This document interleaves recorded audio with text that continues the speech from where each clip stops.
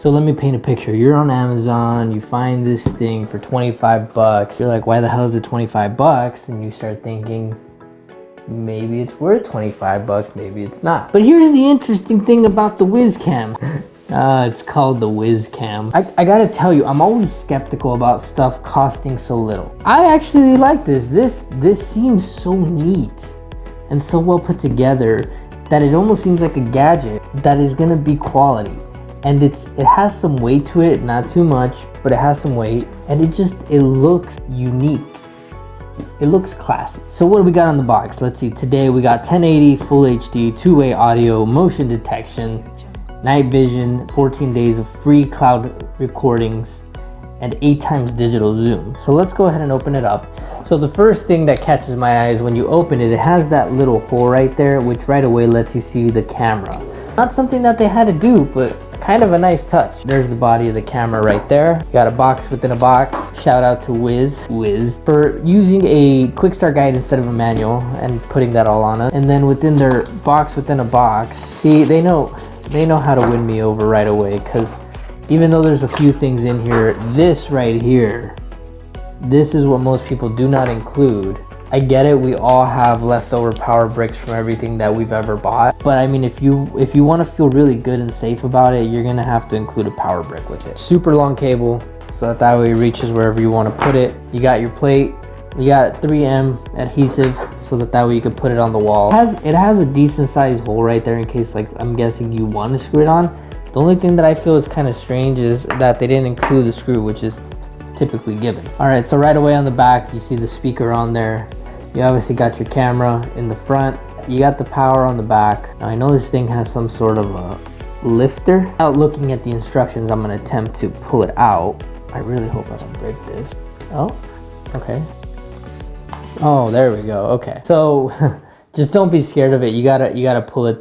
So just for everybody who's watching, I know that this is gonna be the interesting part. If you're holding it like this, there's a hinge and you just don't know what side it's gonna be on until you actually try doing it. But there's gonna be one side that pops out, and then you got that thing going on right there. So don't be too afraid to pull it. But after that, this thing kind of stands on its own, which is kind of cool. Plug this guy in, and we'll see what we got. Gonna take a whiz. All right, so we got the Wyze plugged in over there. Now look, if I'm gonna compare this thing to a Nest, I like the Nest because I thought they were the only ones out there. What I really disliked about the Nest though was that you were kind of stuck on their platform, and if it lagged, you were left without any options, and you were just kind of stuck mad because what else were you gonna do? This one's $25. So the interesting thing is, like, if you're mad, you kind of can go like screw yourself, for a lack of a better term, because you didn't pay that much for it. And with an app and with the camera that's 1080p, I mean, you're kind of asking for quite a bit. So you're gonna create an account, fairly simple stuff, username, password, all that stuff. That's what your app is gonna look like. You're gonna go ahead and press the add new device. Now you have all of these Wyze products, right? So you're gonna do the Wyze Cam, is the one that we got. It's gonna tell you to plug it in into your outlet. So after you do that, you have a yellow light. It's supposed to flash in the back. It's flashing. It's saying that you're supposed to pull this bottom part, and there's a setup button at the bottom. Then go ahead and push once you get that. Okay, can you hold on? Rude. When you're ready to connect, there's a thing that you're gonna push on there. It's gonna ask you for the Wi-Fi password. Okay, we'll get there. So now it's asking me to scan the Can you hold on? Scan the QR code that came with my camera. Oh, so you're supposed to scan the QR code that's on the phone. QR code scanned. Please wait. There you go. See, you were just waiting on me, weren't you? Okay, so you press the button. It's connecting the device now. In case you guys were wondering what's in the quick start guide, it pretty much tells you what's inside the box, which we went over already. And then it sends you straight to the app. That's why I didn't really get into it. Feel free to come back next year when this thing's finally done connecting. Okay, so I just spent 10 minutes trying to set this thing up, and just word of advice, guys, almost consider every product out there like only working on 2.4 gigahertz. Like, I had it on my 5.0 network, and it just wouldn't find the network. So it is what it is. 25 bucks. What am I gonna do?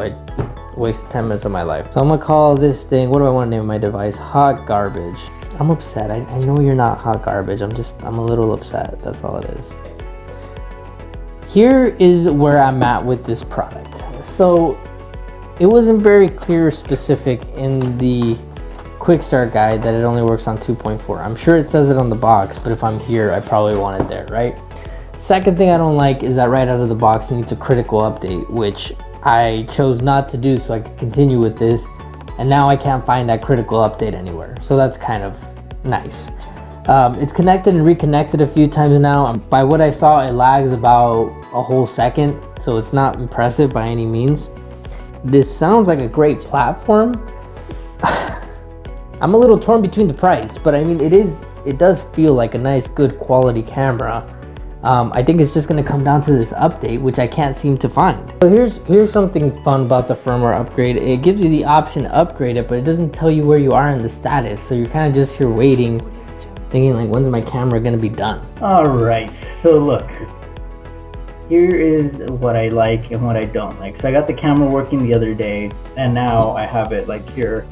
I had to do a bunch more firmware updates. They release it almost like every other day. The other thing that I don't like is that it actually takes quite a bit for it to come back up. I mean, it needs to authenticate a lot of the times, and that process right there when you're booting it up or when you're going back to the camera can take anywhere.